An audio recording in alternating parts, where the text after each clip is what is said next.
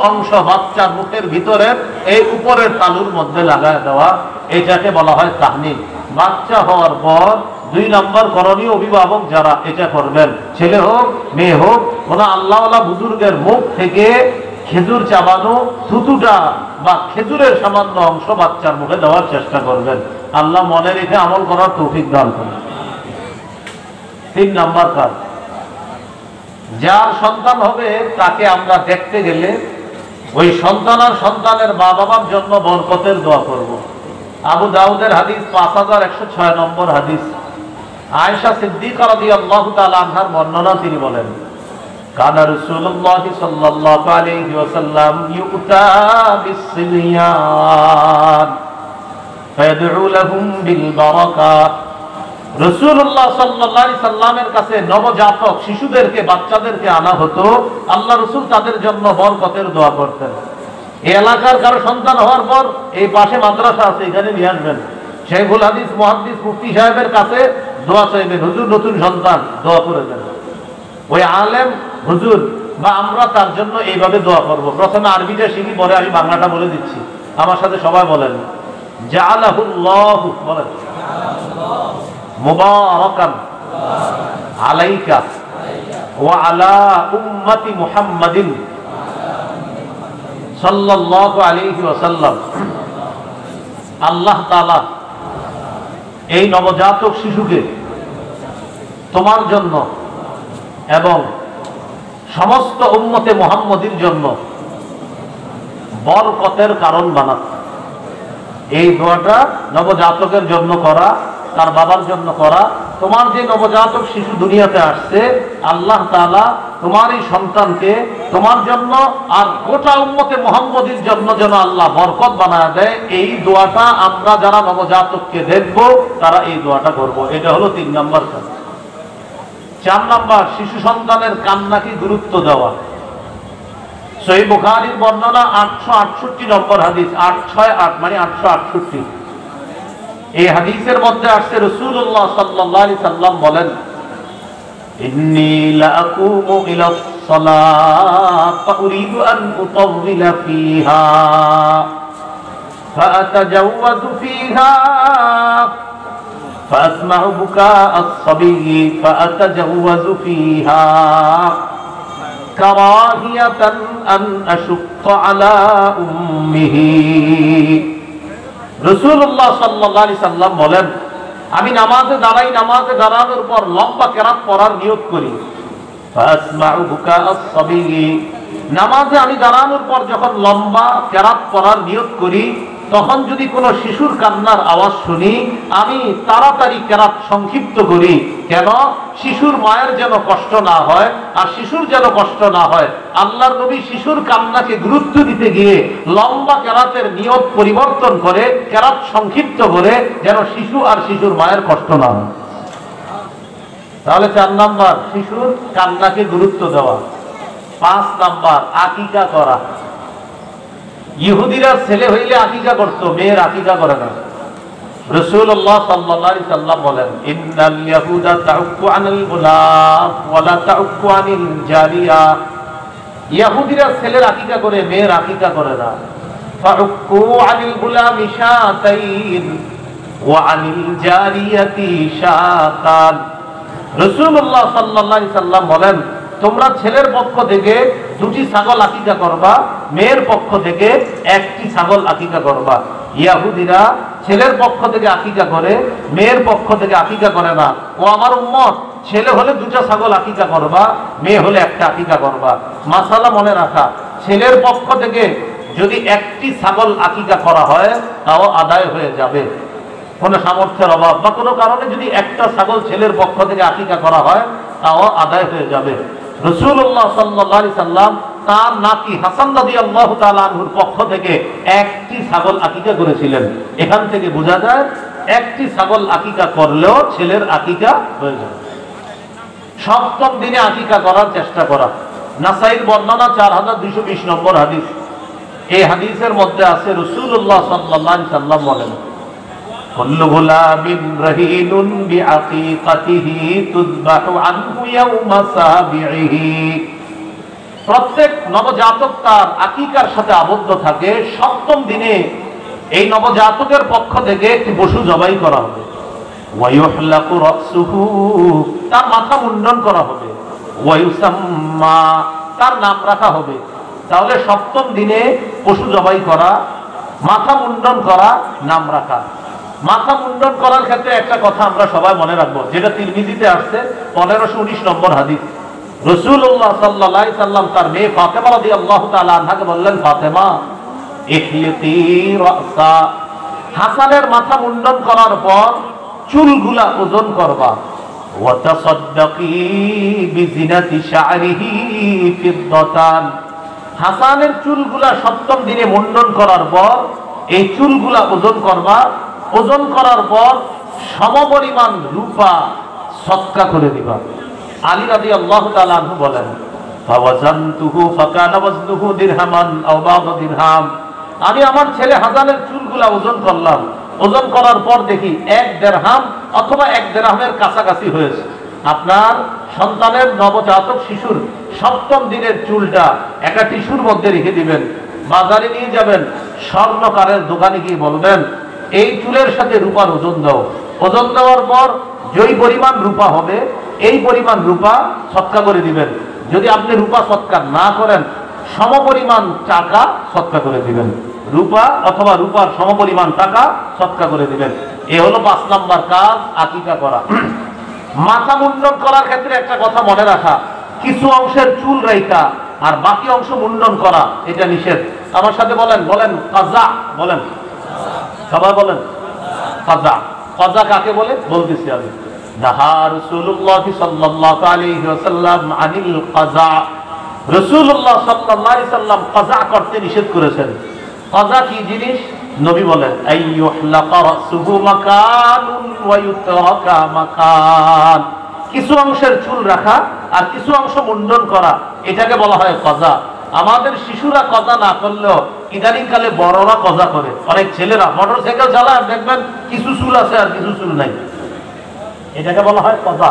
এটা নিষেধ, এটা করা যাবে না। কেমন দেখা যায়, চুল কিছু রাখে আর চুল নাই, কোথায় যায়, এই কাজা করা নিষেধ। তাহলে 5 নাম্বার আকিকা করা। 6 নাম্বার সুন্দর নাম রাখা, এটা গুরুত্বপূর্ণ বিষয়।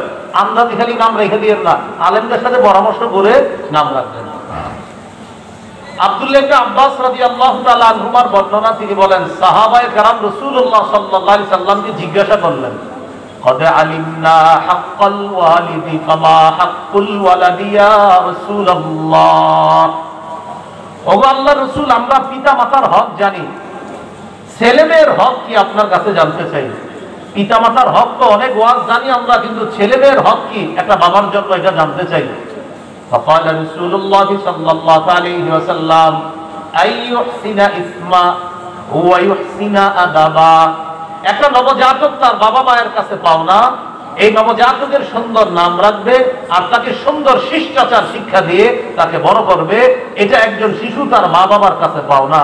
যারা ছোটবেলা থেকে তাকে জিন্সের প্যান্ট পরান আর শার্ট পরান, একটা বাচ্চা মেয়েকে আপনি প্যান্ট পরালেন আর শার্ট পরালেন, এটা কি আপনার সন্তান আপনার কাছে পাওনা? বলেন সবাই। জিনা আসতে হয়েছে, বলেন সবাই। যারা পড়ান তারাও বলেন, এটা কি আপনার কাছে পাওনা? নবী বলছে শিষ্টাচার শিক্ষা দেওয়া, এটা পাওনা। সুন্দর নাম কেন রাখবেন, একটা হাদিস শুনলে বিষয়টা বুঝে আসবে। আগে আমার সাথে বলেন, বলেন হাজনুন, অর্থ দুঃখ। বলেন তো হাজনুন অর্থ কি? এক ব্যক্তির নাম হাজনুন। সহিহ বুখারী 6193 নম্বর হাদিস। সহিহ বুখারী 6193 নম্বর হাদিস। সাঈদ ইবনুল মুসাইয়্যিব রাহমাতুল্লাহি আলাইহি, তার দাদার নাম হাজনুন, অনেক বড় আলেম, অনেক বড় তাবী। তিনি বলেন, আমার দাদা হাজনুন কাদিমা আলা রাসূলিল্লাহ সাল্লাল্লাহু আলাইহি সাল্লাম, আমার দাদা হাজনুন মানে দুঃখ, নবীজির কাছে গেছে। আমার দাদার নাম হাজনুন, আমার দাদা নবীজির কাছে গেছে। যাওয়ার পর রাসূলুল্লাহ সাল্লাল্লাহু আলাইহি সাল্লাম আমার দাদাকে জিজ্ঞাসা করলেন, মাসলুকা, তোমার নাম কি? আমার দাদা বললেন, হাজনুন, আমার নাম দুঃখ, মানে হাজনুন মানে দুঃখ। নবীজি বললেন, না না, লা বাল আনতা সাহলুন, তুমি সাহলুন, তুমি সহজ, তুমি ভালো। কি নাম রাখছো? দুঃখ। নাম পাল্টাও। ওই ব্যক্তি জবাব দিলেন, মা আনা বিমুগাইরিন ইসমান সাম্মানিহি আবি, আমার আব্বা আমার যেই নাম রাখছে এই নাম আমি পরিবর্তন করব না। আমাদের সমাজে এমন মানুষ আছে একটা আজাইরা নাম রাখে, আলেম ওলামারা যদি বলে ভাই এই নাম রাখেন না, না আব্বার দাদা রাখছে, এটা পাল্টাইতে পারবো না। তো নবীজি বললেন তোমার নাম কি? কয় হাসনুন, মানে দুঃখ। নবীজি বললেন না কি দুঃখ, সাহলুন নাম রাখো। তিনি বললেন আমি আমার আব্বার নাম পাল্টাতে পারবো না, নাম পাল্টান নাই। না পাল্টানোর কারণে সাঈদ ইবনুল মুসাইয়্যিব তিনি বলেন,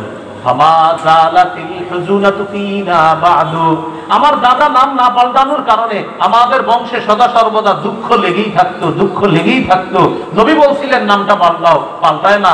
আমার দাদার নামের এই প্রভাব পরবর্তী প্রজন্ম ভোগ করতে হয়েছে, আমাদের বংশে খালি দুঃখ লেগে থাকে। তাহলে বোঝা গেল নামের প্রভাব আছে। নামের কি আছে? প্রভাব। এই যে দেখেন নামের প্রভাব আছে। নবী বললেন কি নাম? দুঃখ। নাম পাল্টাও, পাল্টায় নাই। বংশে সারা জীবন দুঃখ লেগেছিল। এই জন্য সুন্দর নাম রাখা। 6 নাম্বার। 7 নাম্বার, উপনামে শিশুকে ডাকা। উপনাম কাকে বলে? আবুল কাসেম, আবু উমাইর, এগুলারে বলে উপনাম। তো এগুলো একটা সুন্নাহ, কিন্তু আমাদের দেশে এই সুন্নাহগুলো পালন হয় না। আবু দাউদের হাদিস, রাসূলুল্লাহ সাল্লাল্লাহু আলাইহি সাল্লামের সাহাবী আনাস রাদিয়াল্লাহু তাআলা আনহু বলেন, আমার একটা ছোট ভাই আছে, তার নাম হলো আবু উমাইর, তার উপনাম ইউকান্না আবা উমাইর, আমার ছোট ভাইয়ের উপনাম হলো আবু উমাইর। আবু দাউদে হাদিসটা আছে, 1162 নম্বর হাদিস। ওয়া কানা লাহু নুগারুন, আমার ছোট ভাইয়ের একটা পাখি ছিল, ছোট্ট পাখি। ফামাতা নুগারুহু, আমার ভাইয়ের ছোট পাখিটা মারা গেছে।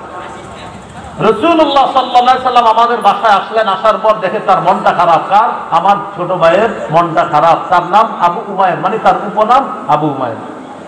নবীজি যখন তাকে দেখলেন, রাআহু হাজিনান, সে ব্যথিত, তার মন খারাপ। নবীজি বললেন কি ব্যাপার, তার কি হয়েছে, মন খারাপ কেন?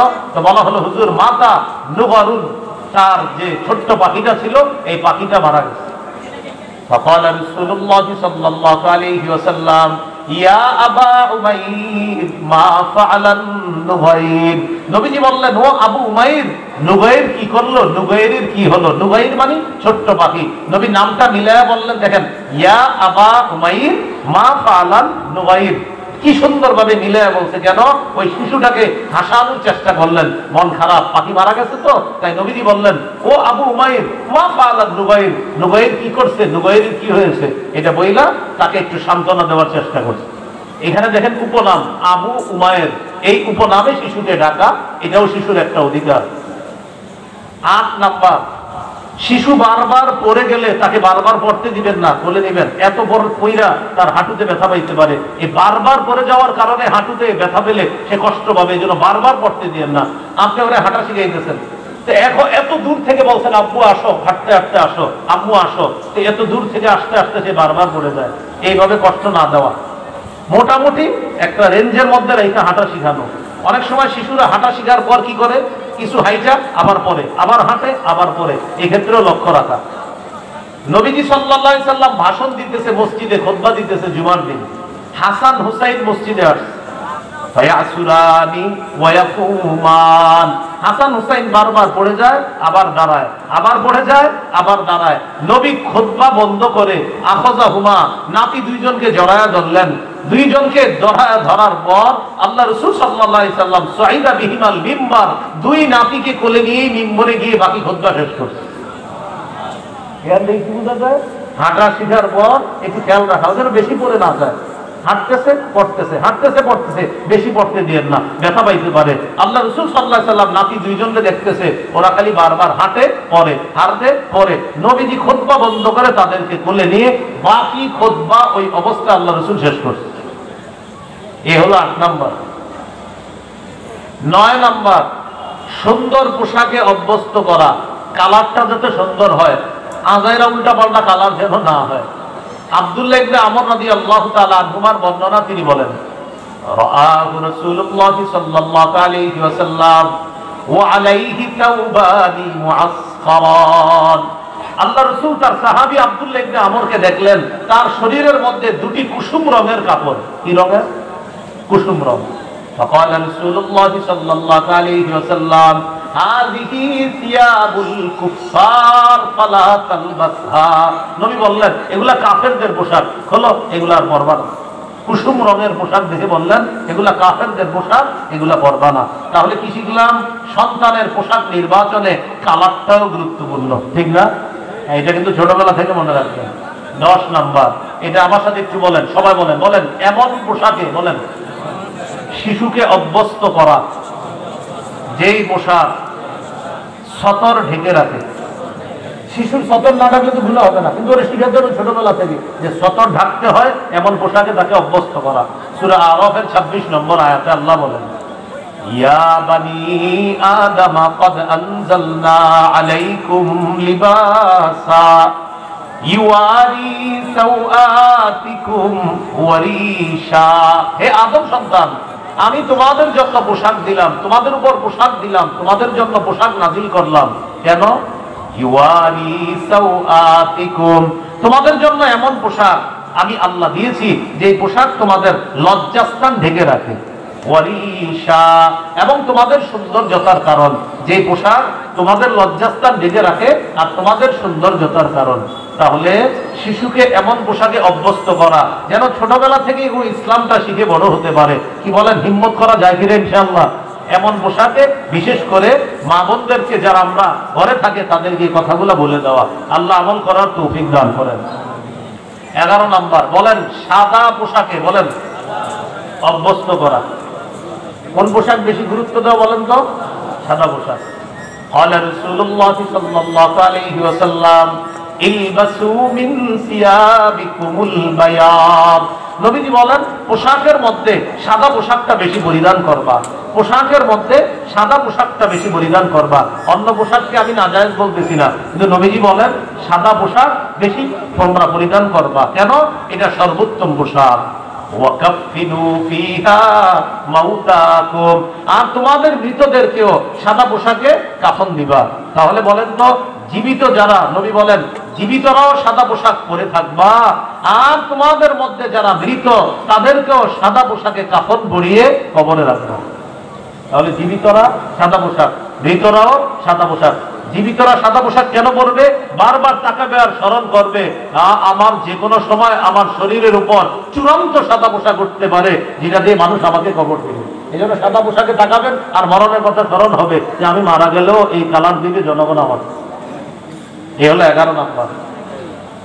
12 নাম্বার, এটা আমার সাথে একটু বলেন, বলেন এমন পোশাক পরাবো না যেই পোশাক অহংকারী বানিয়ে দেয়, অপচয়ের কারণ হয়।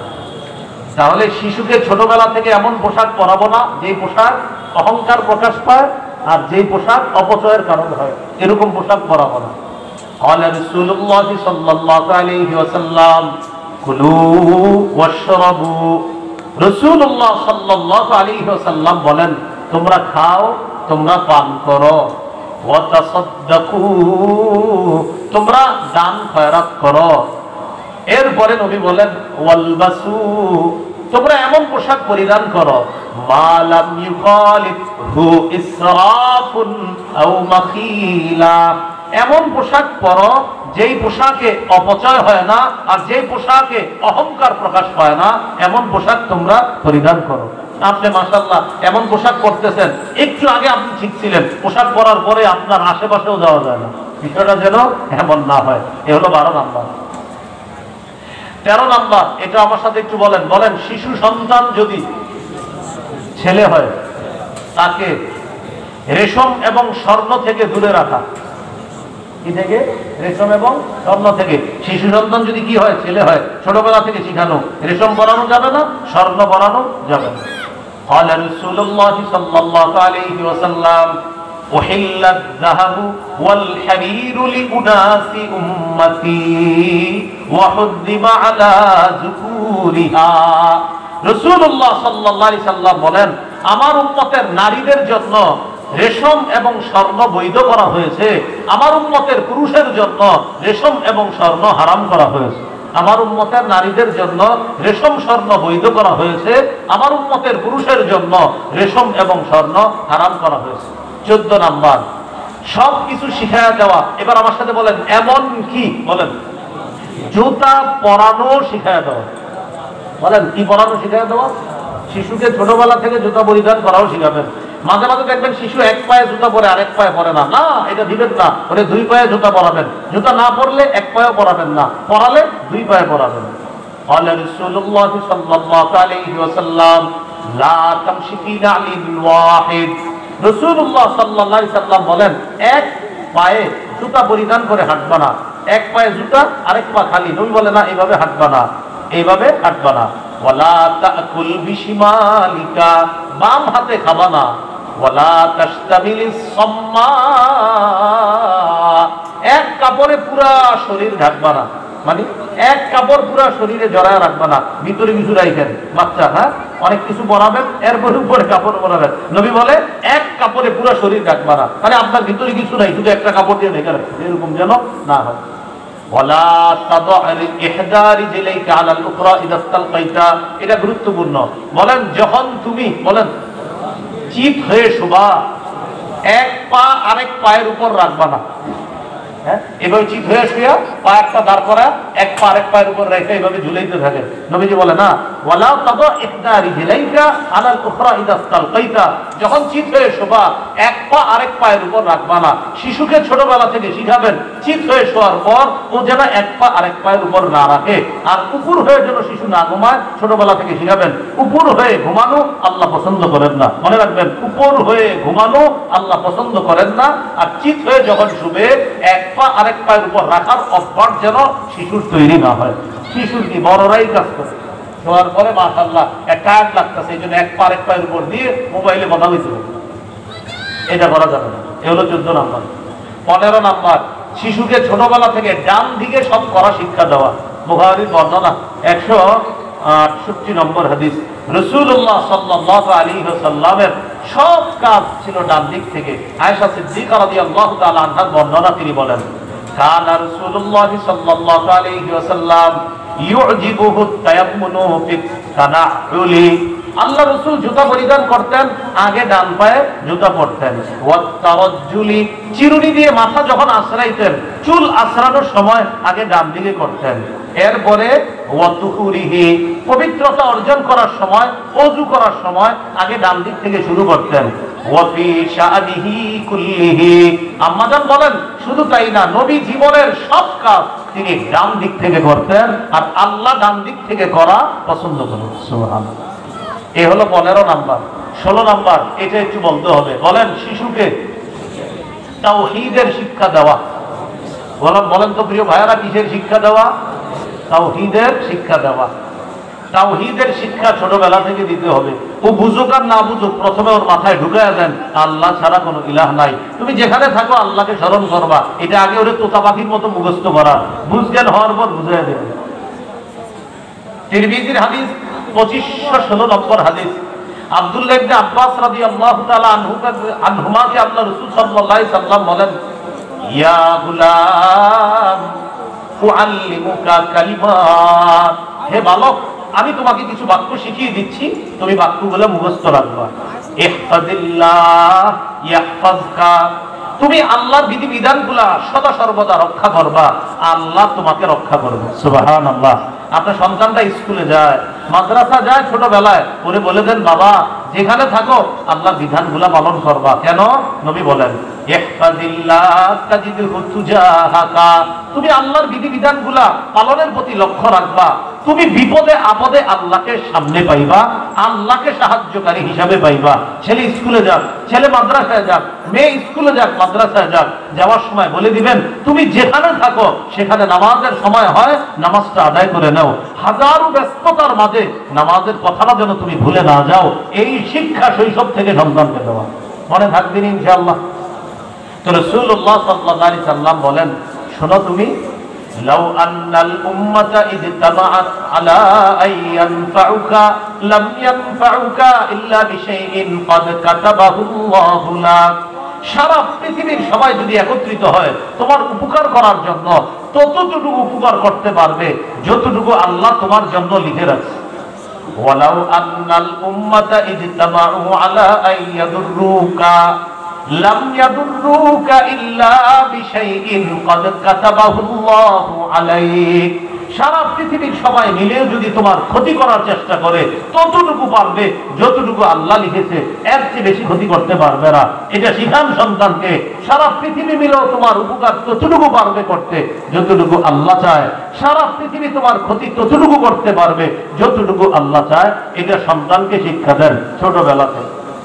17 নাম্বার, ইমানি তরবিয়ত শিক্ষা দেওয়া। এবার আমার সাথে বলেন বলেন শ্রেষ্ঠ তরবিয়ত বলেন নামাজের শিক্ষা। আবার বলেন শ্রেষ্ঠ তরবিয়ত কিসের শিক্ষা? নামাজের শিক্ষা। ওরে ছোটবেলা থেকে বুঝান, বাবা মা সারা পৃথিবীতে যা করো একটা কাজ কখনো ভুলবা না, নামাজ পড়া। ও যেন ছোটবেলা থেকে এটা মুখস্থ করে, বুঝজ্ঞান হওয়ার পর বুঝবে যে নামাজ আমাকে শিখেছে আমার আব্বা আম্মা, যে কোনো অবস্থাতে এটা ছাড়া যাবে না। এই জন্য রাসূলুল্লাহ সাল্লাল্লাহু আলাইহি সাল্লাম বলেন, মুরু আওলাদাকুম বিস-সালাত ওয়া হুম আবনাউ 7 সিনিনা। তোমরা তোমাদের সন্তানদেরকে নামাজের আদেশ করো যখন তাদের বয়স হয় 7। ওয়াদরিবুহুম আলাইহা ওয়া হুম আবনাউ 10 সিনিনা। যখন তাদের বয়স 10 বছর হয় তখন তাদেরকে তোমরা নামাজের জন্য প্রয়োজনে মৃদু আঘাত করো।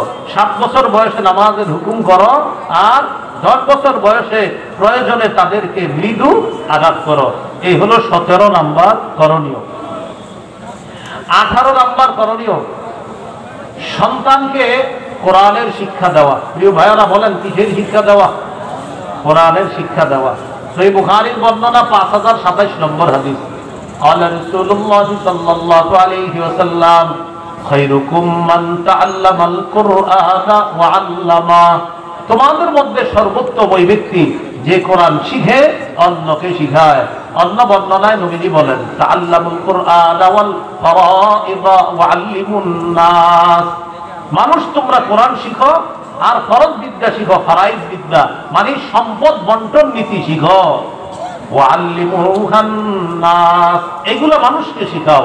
ফাইন্নী মাকবুদ, আমি চিরকাল থাকবো না, আমি চলে যাব, আমি বিদায় নিব, এগুলা তোমরা অন্যকে শিখাইয়া দাও। তো সন্তানকে কোরআনের শিক্ষায় শিক্ষিত করা, সন্তানকে শৈশব থেকে কোরআনের শিক্ষা দেওয়ার চেষ্টা করা, আল্লাহ তৌফিক দান করেন। 19 নাম্বার বলেন নামাজে বলেন শিশুর উপস্থিতিকে গুরুত্ব দেওয়া। আবার ছোট মানুষের উপস্থিতিকে গুরুত্ব দেওয়া। মনে করেন শিশুরা মসজিদে আসে, বৃদ্ধরাও আসে, ইমাম সাহেব বৃদ্ধ শিশুদের প্রতি লক্ষ্য রেখে নামাজ পড়াতে হবে।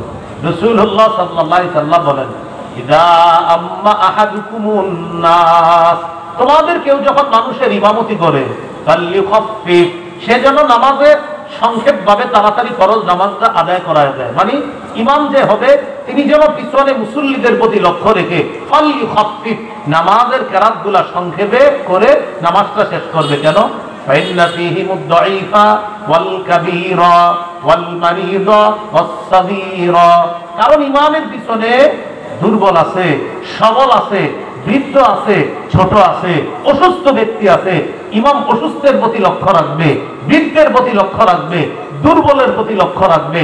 শিশু উপস্থিত যে হয়েছে তার প্রতিও লক্ষ্য রেখে ইমাম সাহেব নামাজে ফরজ নামাজটা তাদের প্রতি লক্ষ্য রেখে কেরাত যথাসম্ভব সংক্ষিপ্ত করে নামাজটা সুন্নাহ পদ্ধতিতে শেষ করবে।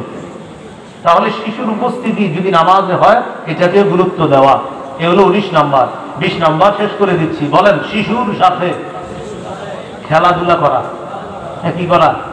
মোবাইল হাতে দিয়েন না, ওর সাথে খেলেন, বাসায় রাস্তায় সাইকেল দিয়ে ওর সাথে খেলেন, মোবাইলটা হাতে দিয়েন না। বাসার সামনে লিখে রাখবেন এই বাসায় বাচ্চাদের সামনে মোবাইল চালানো নিষেধ, এটা লিখে রাখবেন।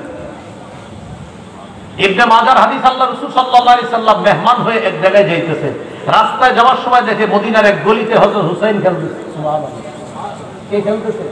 হুসাইন। হাদিসের বর্ণনা ফাইযা হুসাইনুন ইয়ালআবু ফিস সিক্কা, হুসাইন ইয়ালআবু খেলতেছে ফিস সিক্কা। সিক্কা শব্দের অর্থ গলি। বলেন সিক্কা অর্থ কি? গলি। তো হযরত হুসাইন রাদিয়াল্লাহু তাআলা ছোট মানুষ ওই গলিতে খেলতেছে।